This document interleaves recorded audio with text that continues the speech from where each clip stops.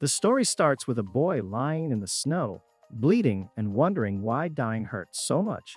Suddenly, a girl appears and assures him that he will be okay, telling him he's not ready to die yet.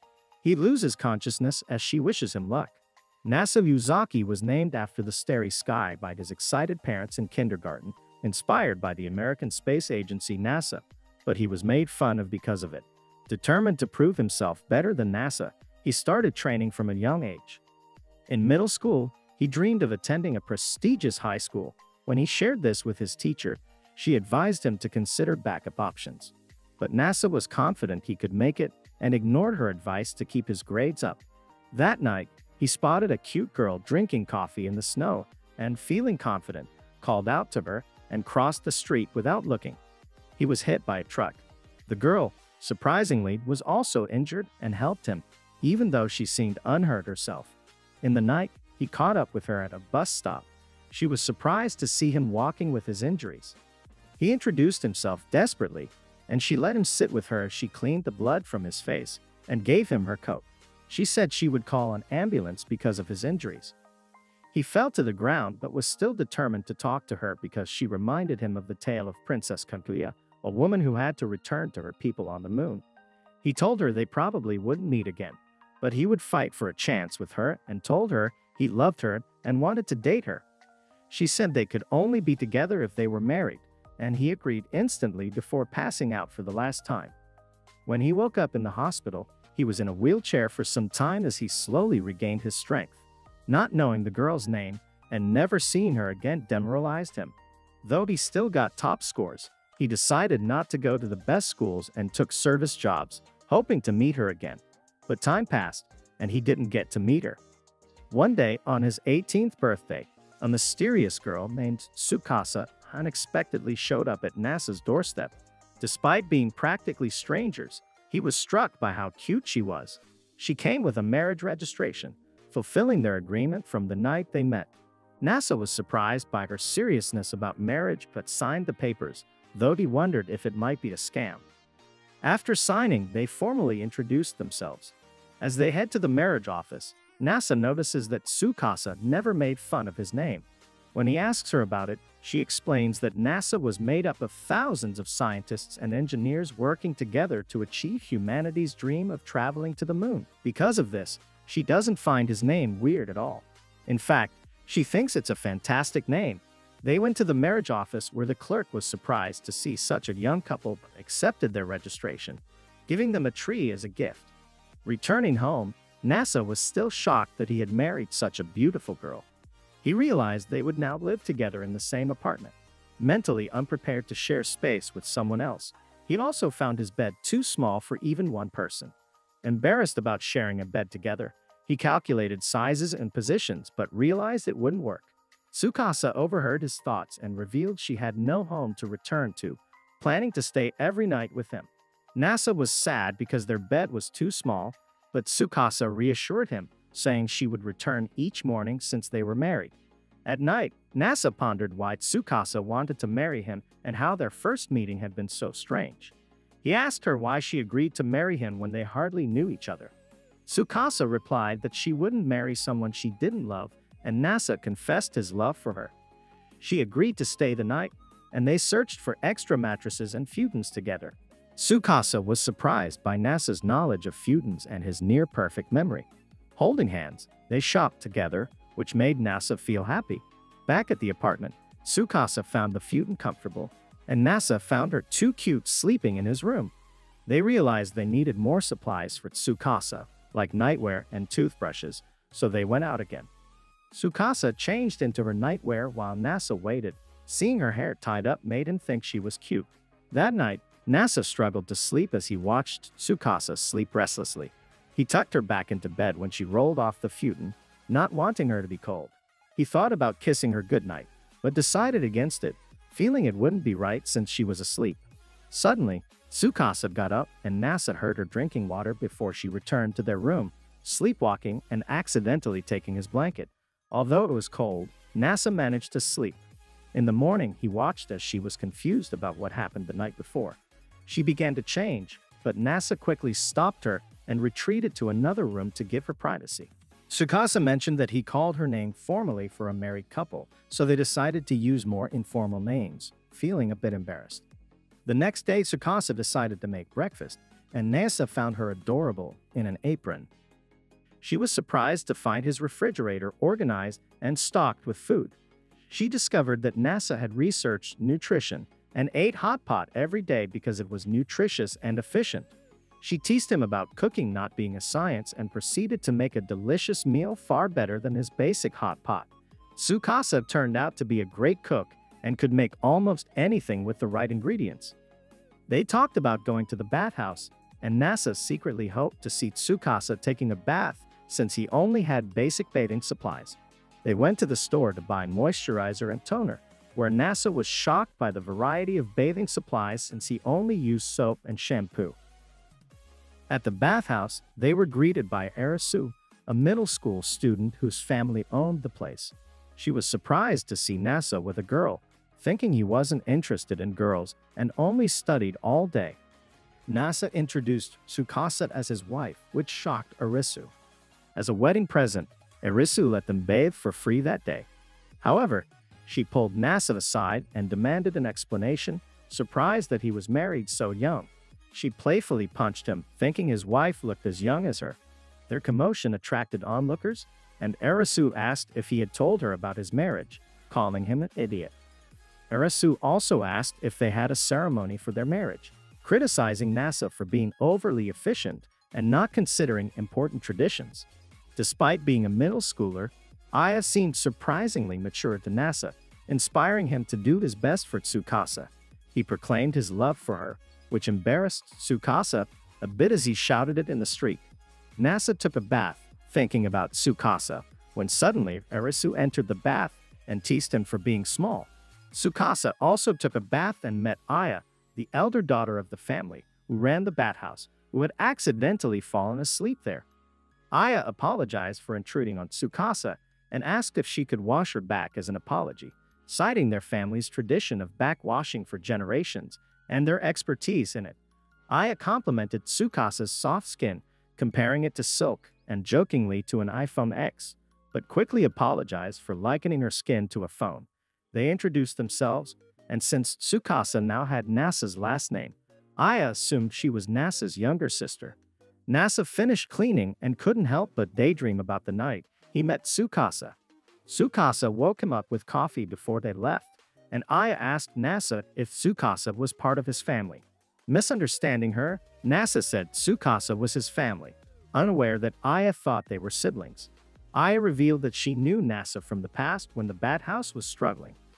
Thanks to Nasa's skills and efficiency, he helped to turn the bathhouse's finances around after Aya's grandfather passed away and her father left. On their way home, Tsukasa asked Nasa if he thought Aya was cute. Nasa reminisced about how Aya had become cuter over the years since they attended middle school together. Tsukasa started feeling jealous, and Nasa misinterpreted her mood, thinking she was upset about not having a proper ceremony. When they passed a wedding ceremony, Tsukasa misunderstood Nasa's comments and started believing he wanted a big wedding with a beautiful dress, when all she wanted was a compliment. Nasa ran home, leaving Tsukasa confused. Determined to make her happy, Nasa believed she wanted a grand wedding ceremony. Meanwhile, Tsukasa returned to their house, feeling lonely without anyone to greet her. Disappointed that Nasa had left after the bathhouse, she wondered when he would return and decided to clean the house to make him proud. To her surprise, the house was already clean, and she worried about finding something inappropriate. Instead, she decided to cook something delicious for when he returned. Suddenly, the doorbell rang, and Tsukasa was surprised to see Cheetos at the door. Cheetos made fun of the bathhouse, but Tsukasa closed the door on her. Cheetos had previously lived with Tsukasa and her family but left suddenly, so she came looking for her. Getting too close, Tsukasa told her to return home and inform her grandmother that he was married now. Cheetos was saddened to hear this and cried on the house steps. Nasa noticed Cheetos crying and comforted her. Cheetos shared about a family member who had run away and wouldn't return, describing her as a free-spirited glass butterfly. They started talking, but Cheetos realized Nasa was actually Tsukasa's husband when Tsukasa arrived, making Cheetos furious. Nasa introduced himself to calm Cheetos, but she still felt Tsukasa shouldn't be married to him. Nasa tried to resolve the situation with his speaking skills, but Cheetos summoned bodyguards who kidnapped him. At Cheeto's mansion, she revealed her plan to spread rumors of infidelity to cause Nasa and Tsukasa to divorce. She ordered her maid, Charlotte, and Aurora to get compromising photos of Nasa. Charlotte then hesitated and stopped Cheetos, suggesting they only needed to ensure Tsukasa hated Nasa. During the chaos, Nasa explored the mansion and found a room with a moon-shaped rock on display. He realized it might be a moon rock, a precious artifact from the moon landing usually found in museums. Charlotte threatened him with a sword, accidentally almost breaking the display. Nasa fixed it, surprising Cheetos, who revealed the rock was a gift from Tsukasa to her family. Cheetos was shocked that Nasa knew so little about his wife's past and was angry. The maids enacted their plan, photoshopping Nasa's face onto a compromising photo with Charlotte. Tsukasa arrived and easily detected the Photoshop, but was still unhappy. Cheetos demanded Tsukasa divorce Nasa. Tsukasa called Nasa for a private conversation but was actually helping him escape. He apologized for the photo, but Tsukasa understood it was fake and wasn't truly angry.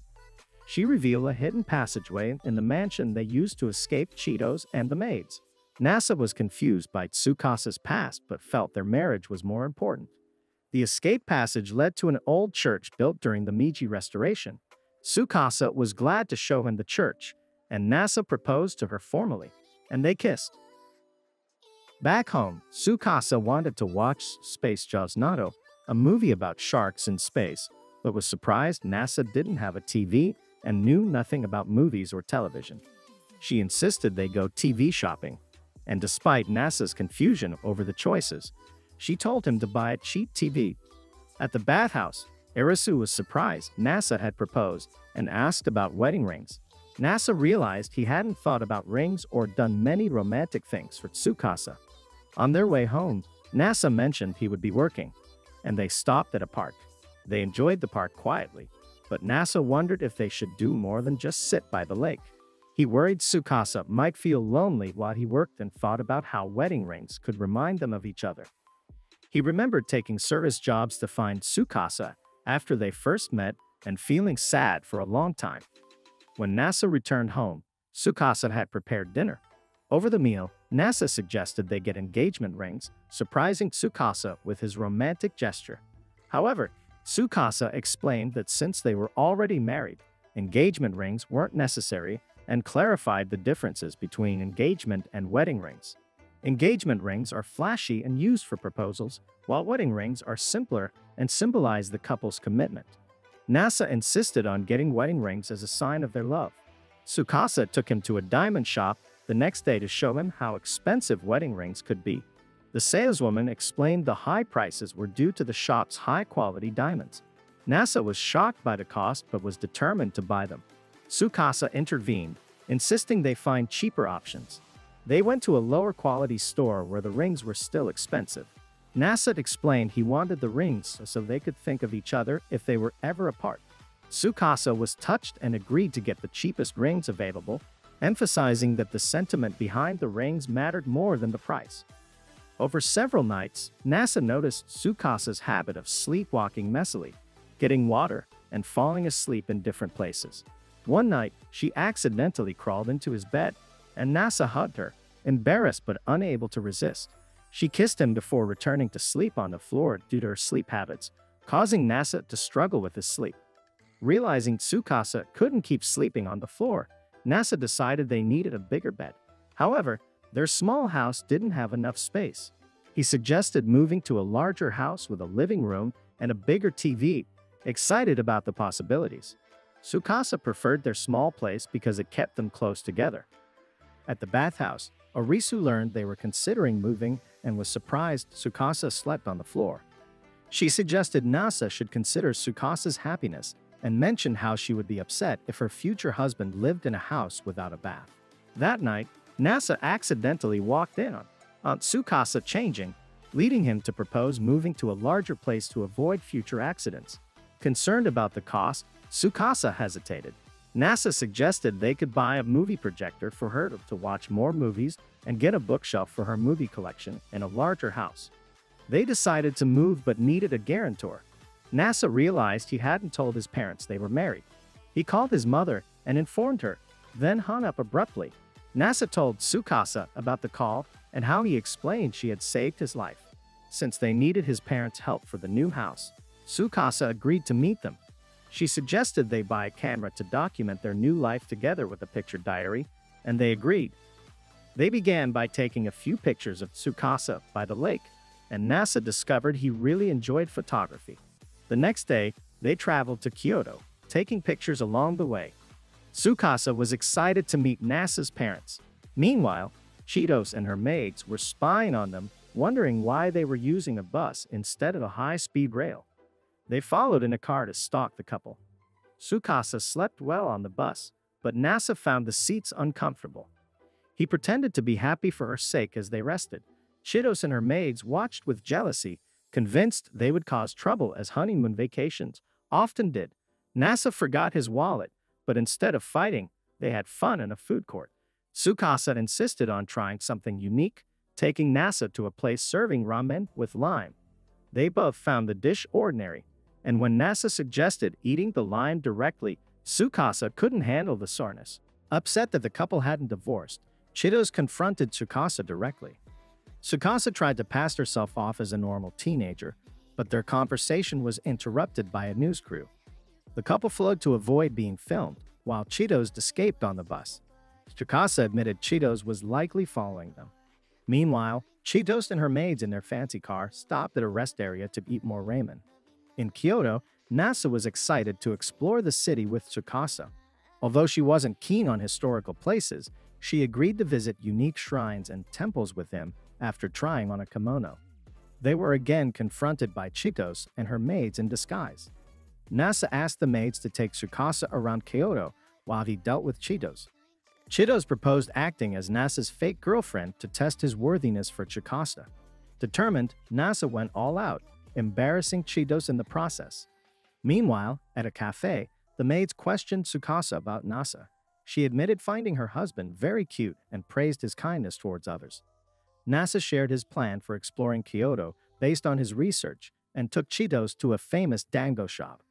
Chitos demanded to know why he loved Tsukasa, and NASA gushed about Tsukasa's cute mannerisms, which upset Chitos as she felt she knew Tsukasa better. NASA also recounted how Tsukasa had saved him from a truck 2 years ago, believing they were destined to be together since that day. He expressed that love was a continuous challenge and vowed to prove his worthiness to Tsukasa through lifelong actions. Later, NASA informed Tsukasa that Chitos had decided to return to Tokyo. As the couple finally reached Nara to meet NASA's parents, NASA explained that although he was born and raised in Tokyo, his eccentric parents had moved to Nara due to their interest in archaeology and the authentic deer. He joked about introducing Tsukasa as the cutest girl in the universe, but Tsukasa insisted he refrained from doing so. Nervous, Tsukasa and NASA tried to encourage each other, but were surprised to find NASA's mother, Kanoka, spying on them. Kanoka nervously introduced herself, got Tsukasa's name wrong, and revealed that NASA's father, Inishi, was too nervous to move all day. NASA was embarrassed by his parents' reactions to the news of his marriage. Inishi insisted that NASA take a bath, causing a small argument until Tsukasa encouraged NASA to go ahead so she could talk to his parents alone. After his bath, Tsukasa told NASA they had a good conversation but wanted to keep it private. They explored NASA's old room, where Kanoka awkwardly asked NASA to consider that the walls weren't soundproof. That night, NASA asked Tsukasa to sleep on his arm, but he became uncomfortable when it fell asleep. They shared a goodnight kiss before falling asleep.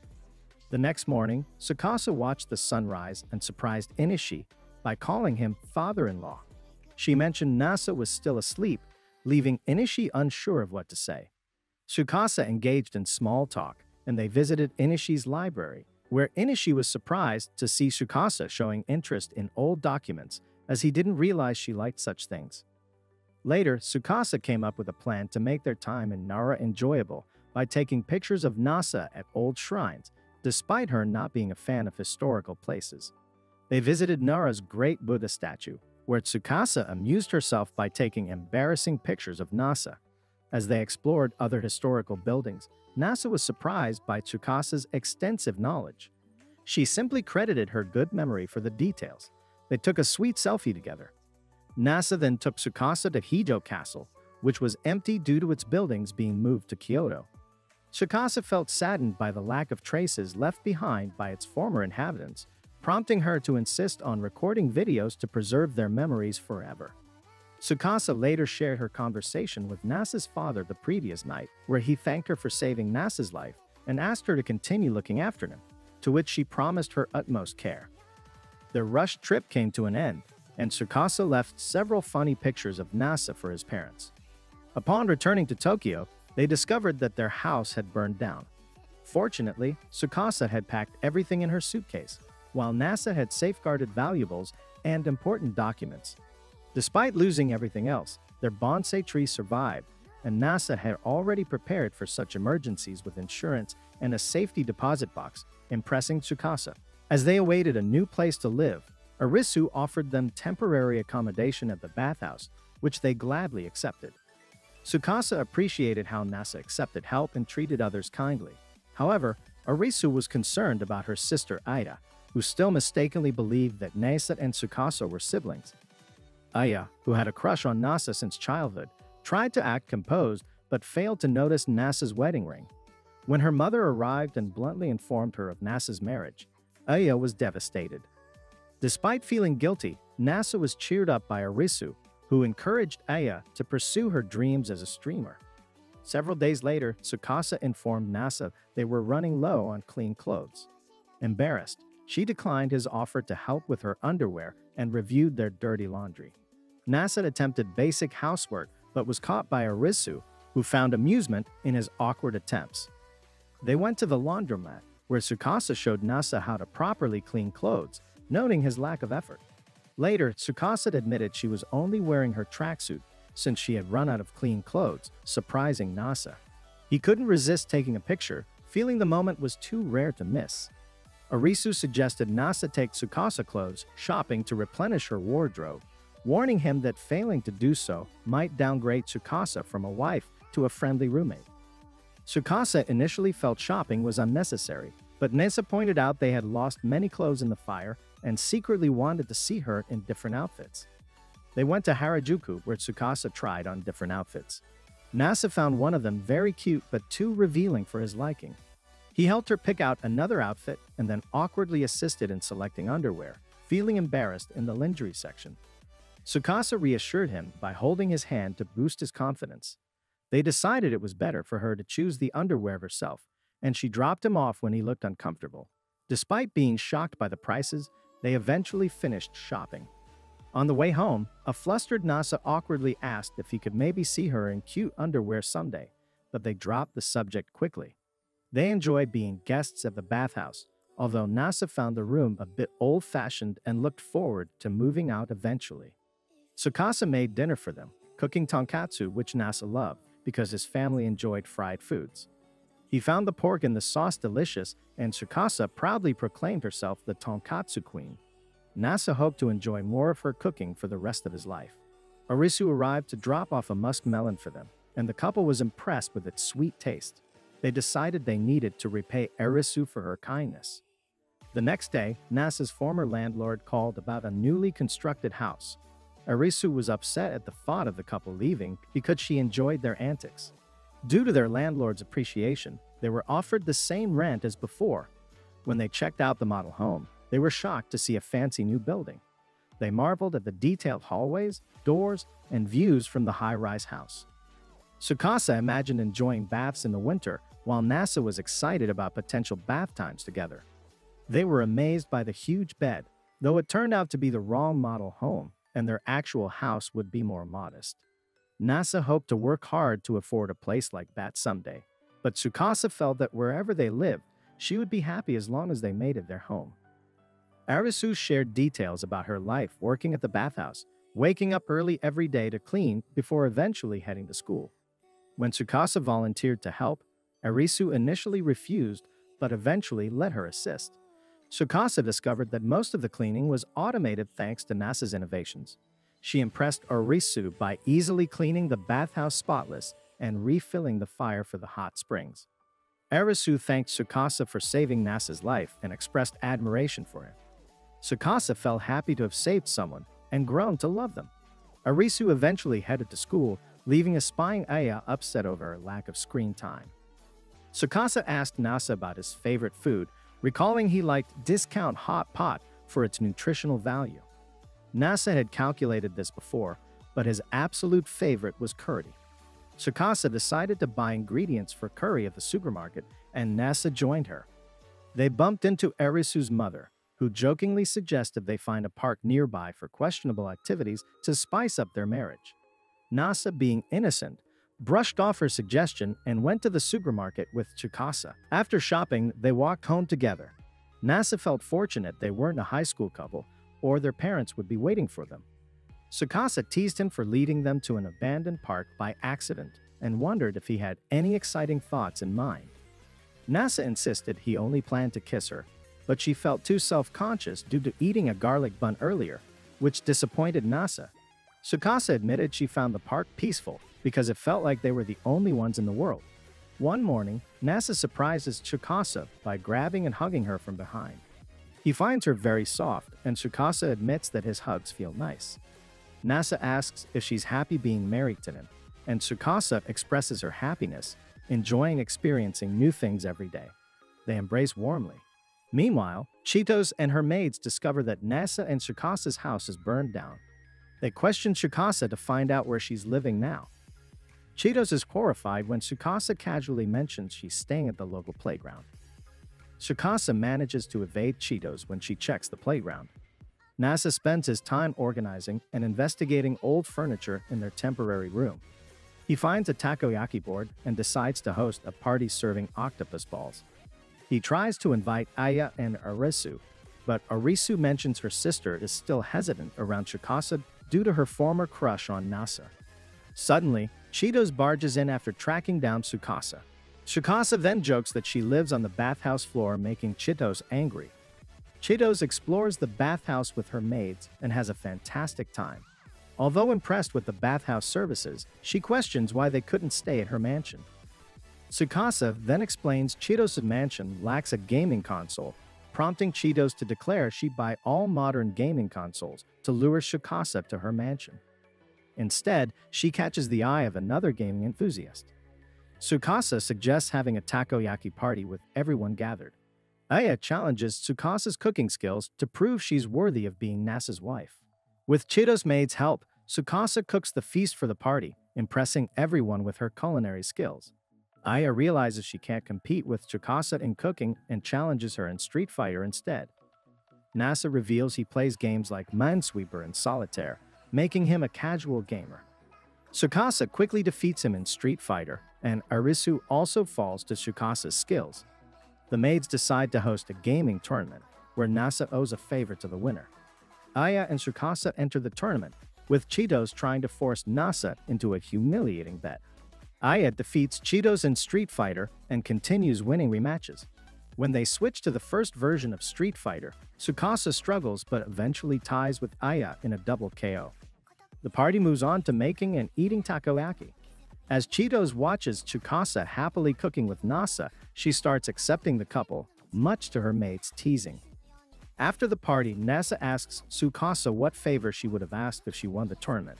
She surprises him by kissing him. One day, when Nasa is working from home, Tsukasa advises him to take it easy or he'll burn out, calling him a workaholic. As the days pass, Tsukasa notices Nasa getting sicker until he catches a cold due to overwork. Tsukasa, as his newly wife, decides to take care of him, but when he passes out, she realizes there's not much she can do while he sleeps. When he wakes up, Tsukasa asks if she can do anything, but Nasa seems fine, disappointing her. Embarrassed, Tsukasa insists on wiping him down, and he reluctantly agrees, but she stops due to her own embarrassment. That night, Nasa apologizes for getting sick, saying he's not the type to fall ill. Tsukasa reminds him that when they first met, he powered through his injuries, showing he tends to ignore taking care of himself. Taking her advice, Nessa promises to take better care of himself so they can attend a summer festival together. After kissing, Tsukasa tells him to take it easy since he's still recovering. The next day, Arisu tries to convince Tsukasa to wear a yukata for the summer festival, saying girls look cute in them. She's even prepared one for Nasa after seeing his measurements. At the festival, Nessa insists on taking many photos of Tsukasa, and they enjoy traditional-style takoyaki. They discover that Aya and Chitos are running a goldfish catching stall together. Tsukasa shows off her skills, and Nessa tries to impress her but fails to catch anything. Next, they visit a nearby shrine where Tsukasa wishes for a happy marriage and Nasa's health. She admits she worries about his health despite strangers being impressed with his efficient lifestyle. Their friends arrive to see the fireworks, and Nasa reveals he's taken many pictures of Tsukasa that he'll cherish forever, even if they're embarrassing. With their friends, the couple watches the summer fireworks, and Nasa expresses his wish to see them with Tsukasa every year for the rest of their lives. The next morning, Tsukasa's new phone arrives, and she's excited to use Instagram. Nasa helps her set it up, and she takes a picture of him for her wallpaper. They add each other's contact info, feeling a bit embarrassed to list themselves as husband and wife. Later that day, Tsukasa announces to Arisu that she's finally got line, a significant improvement over smoke signals and drums. They update their profile pictures. Arisu's is a sexy radish, Nasa's is of John Von Neumann, and Aya's is of a pop star. Nasa gets a call from his old workplace, where a former nerdy coworker asks for help. Tsukasa explores cute stickers on her phone, and Aya encourages her to brighten Nasa's day by sending him stickers, although she hesitates in case he's busy. Tsukasa waits anxiously for Nasa's return and wonders if he misses her. She receives a text from him saying he's thinking of her but might have to work until morning. As Tsukasa prepares for bed, she accidentally sets out both futons and tries to convince herself she doesn't miss him. The next morning, Nasa returns from working all night and tries not to wake her. However, Tsukasa was already awake all night, unable to sleep. She decides to join him in his futon, surprising Nasa with her initiative. She admits it's because they were apart all day, and they fall asleep in each other's arms that night. The next morning, Tsukasa feels embarrassed about the previous night, and Arisu teases her, wondering if anything happened while she slept or while Aya was gaming. Arisu accuses them when she notices the couple acting awkwardly around each other. Meanwhile, Cheetos is awakened strangely by her maids, and during breakfast, Charlotte reveals she saw Nasa and Tsukasa acting embarrassed. Cheetos insists it could only be hand-holding and is too worried to consider anything else. At night, Nasa and Tsukasa are still awkward around each other, especially as Arisu keeps sending teasing messages. Finally, they decide to ignore everyone else as they kiss before bed. This wraps up the first season of Tonikawa, Over the Moon for You recap. If you enjoyed it, please hit the like button and don't forget to subscribe. Thank you for watching.